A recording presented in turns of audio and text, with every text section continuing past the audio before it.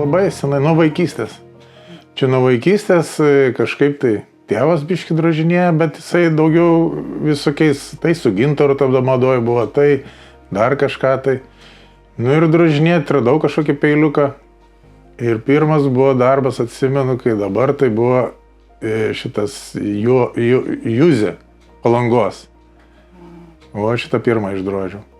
Ir padaunoju, atsimenu, į Kretingą vežiau kūmai dovanojau. Nu, paskui dailės mokykla, paskui jau drožybą kažkaip tai biškių užmetęs buvau, į dailės mokyklą įstojau. Ten baigiau, paskui išvažiavau į Telšius, į technikumą mokintis ir tada jau tada grinai į medžio specialybę. Jau grinai viskas buvo su medžiu. Bet ten daugiau yra taikomosios dailės, ten daugiau yra baldai ir buitiniai reikmenys. O jau taip drožyba, tai būdavo, kada kopijas darydom, kokių nors baldų senovinių, ten daug drožybos reikėdavo.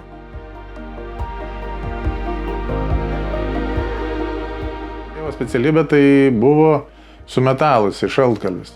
Tai jis iš metalo tokius visokius tais laikais, ten būdavo iš nerūdinčių plieno, darydavo ten tokius darbelius kažkokius, tai ten gintariukų paklijuodavo.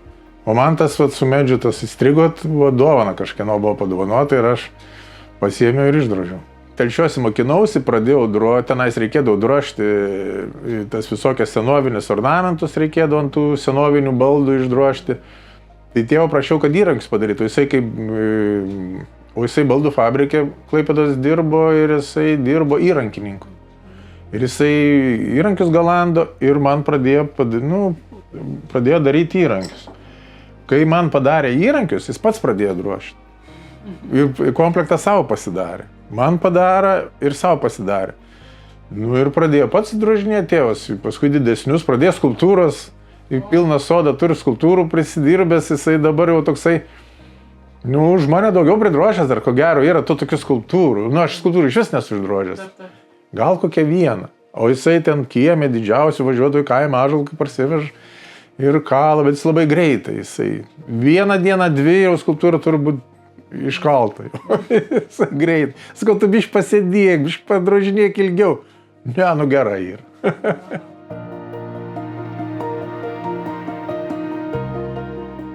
Aišku, atsimenu. Pas mus buvo direktorius Sušilovas, jisai labai gerai mokino, kažkokias specialybės, o tokius piešimą labai gerai išmokino. Paskui buvo Lūšis. Ta Lūšis, jinai moteris labai mums skulptūrą ir grafiką, tai labai iš molio lipdyti ir grafikos labai, tas patiko labai. Mhm. O tai kas paskatino vis tiek prie medžio grįžti, kad dailės mokykloje, kaip suprantu, tokio nebuvo, ar ne? Diplominį dariau iš medžio. Patį diplominį drožiau iš medžio, tada jau ir taip ir liko. Atsimenu, kai dabar išraudoju medžiu. Drožiau, buvo sunkoka, bet pavyko. Ir kažkaip ir iš karto į Telšius stojau, iš karto į medžio specialybę.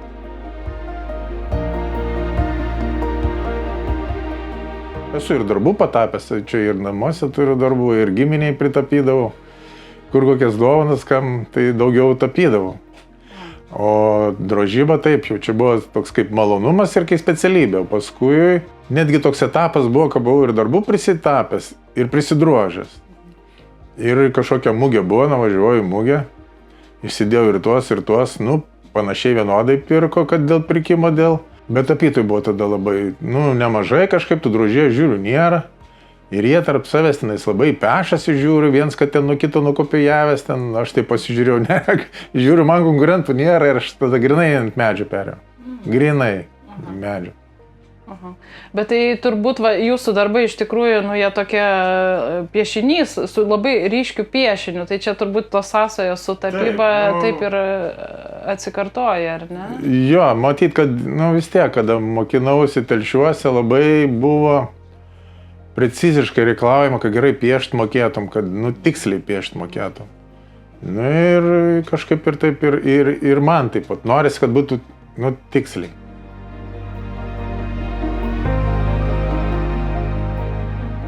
Įtakos turėjo, kai iš kariuomenės grįžau, aš dirbti pradėjau Minijoje, Plungės Minijoje ir grinai bareliefus drožiau.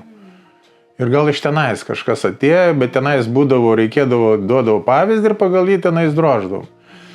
Tai atsirado, tik tai technika tenais įgyjau, daug reikėdavo padaryti ir greitai, ir tada technika atsirado, bet tie darbai buvo tokie. Ir paskui dabar tik pavardės neatsimenu, per mugę, bet jis yra jau miręs senai jau. Ir mačiau jo drožinius, labai, žiauriai gerai drožinėjo, man atrodo, jis iš Vidmantų buvo ar iš kur. Jis labai jau tenais drožybą pasibūdavo, jis atsiveždavo kokius 2-3 darbus ir labai brangiai ir iškart nupirkdavo. Ir aš pasižiūrėjau ir kažkaip galvoju, man reikia jį aplenkti kažkaip tai ir pradėjau tokius drožinėti, įvairesnius, pas mane daug tų darbų, jis atsiveždavo kelis darbus, o pas mane tų darbų daugiau, aš kažkaip tai, kad jau išeitų išgyventi šeimą iš mano drožybos, tai va, ir pradėjau taip, tiksliai daryti, užsakymus gauti, tokius visi, kas mato, jie žino, koks bus darbas ir piešinį pasidarau iškart, visų pirma piešinius, visur, ką drožiu, vis laik piešinys. Ir kada užsako, padarau piešinį, išsiunčiu, pasižiūri, tinka, tada drožiu. Dėl savęs irgi drožinėjau, pirmą piešinį pasidarau. Ir paskui paprašiau ir drožti, yra, kada turi piešinį, pasidarai iš to piešinio trafaretą, kad kiekvieną kartą nereikėtų paišyti. Užsidedi, vėl prasipaišai.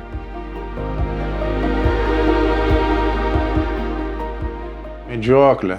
Kažkaip tai, nors pats žvejys esu, bet medžioklė man patinka, kad įvairovė tokia, tų gyvūnų kažkokia tenais, ar ten kokią mešką, ar ten kokį vilką. Kažkaip tai, sunku ir padaryti, kad būtų tiksliai. Bet tai patinka labai. Ir paskui labai patinka architektūrą drožti, jau kada užsako architektūrą, irgi tenais jau reikia labai smulkiai, labai jau viską tiksliai padaryti. Nes kad aš atsimenu, kad ir pats paišydavau, tapydavau, būdavau visą laiką kokią bažnyčią ar ką, jinai visą laiką atrodo biškai pakrypusi.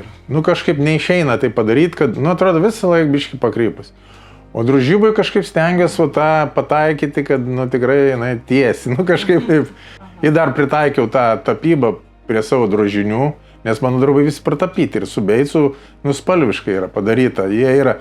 Pasidarau labai tamsų ir paskui skiedžiu ir darau, pratapau, kiekvieną darbą pratapau. Gaunasi toksai kaip 3D, sako. Tai va, čia tuo jūsų darbai turbūt dar atsiskiria nuo kitų, ar ne? Nes dauguma vis dėlto lieka prie vienos. Jo, ar jeigu ir beicuoja vieną spalvą, padengia, o pas mane pratapyti jau jie.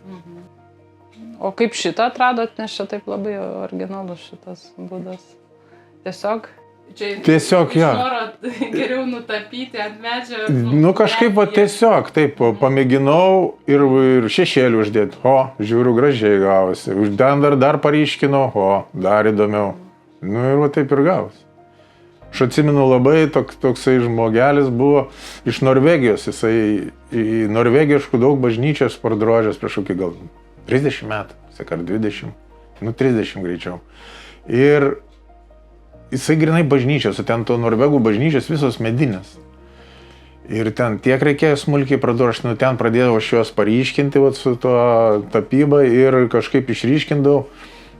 Ir labai patiko.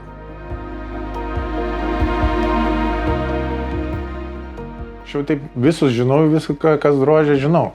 O kaip, pavyzdžiui, mugį pamatau tenais, iš kokio nors Alytaus ar iš dar kažko, aš nelabai žinau jų, bet pamatau drožybą jų. Kiti net irgi nelabai po mugės važinėja, bet yra labai stiprių meistrų. Labai drožėja, stipri drožėja yra, bet jinai mažai drožia. mažai drožiai, iš Panevėžio yra Šakalienė. Ir jinai kai jau padaro, tai ir jau man seilės tokias patysta. Jinai tai biškai gal liaudiškiau, bet labai jau irgi, labai kruopščiai, labai, bet, kažkaip tai jie su vyru daro tokias daugiau buitinės lentelės, ten šaukštus ir po mugės važinėja. Tai jinai sako, nėra man kada drožti. Bet kai jinai jau padaro tos darbus, anksčiau važiuodavo ir su savo darbu turėdavo, vyras su savo. Dabar daugiau su vyru. Jie būtų bendrai daro ir sako, labai retai be drožių, dėl to, kad nėra kada. Bet labai jinai kietai drožių. Ir yra toksai posakis, kai pamato darbas, čia su technika padaryta, čia su kopijavimo staklėm ant manęs, prie mano darbų prieina, čia taip neišdrošė, sako, čia su kopijavimo staklėm. Netgi patys tokie seni tautodalininkai stovi šalia, ten koksai juvelyras stovi ten su savo darbais žalvariniais. Ir girdžiu, kai jis ten su žmona, čia sako, su staklėm ir o šalia stovi. Paskui jau atsibodo prie jau, sakau, čia pats negali būti. Tada tu kietas. Sakau, jeigu su staklėm yra, ten matosi, mugės irgi pradavinėja tos kopijavimo staklėm padaryti darbai, tai, iškart matosi kokybė ir kaina. Kokybė ir kaina matosi, teisingai kiti sako žmonės, kiti nelabai supranta, jisai medinis drožinys, jam yra gražu ir ar jis ten biškį geresnis, ar negeresnis ir pigus svarbiausia.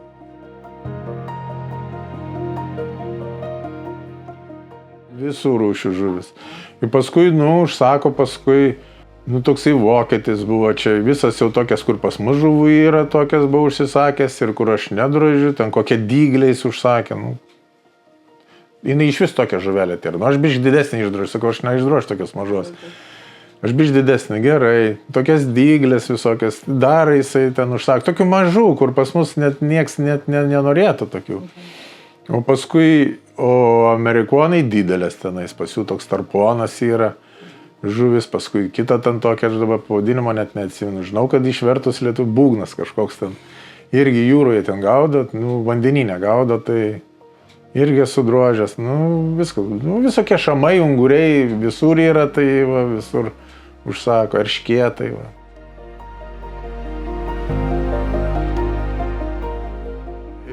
Daug čia dar yra jo įrankių, dar tėvo darytų įrankių.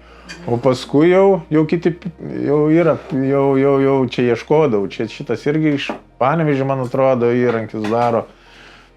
Ir labai kiti mažai naudoja, šitie preciziški mano įrankiai pats pagrindiniai, daugiausiai juos naudoja. Kiti sako, kaip tu su jais padroži, prašiau specialiai, kad padarytų, užsakymai. Ir paskui randu internete, bet jau brangus yra. Geri įrankiai visi brangus yra.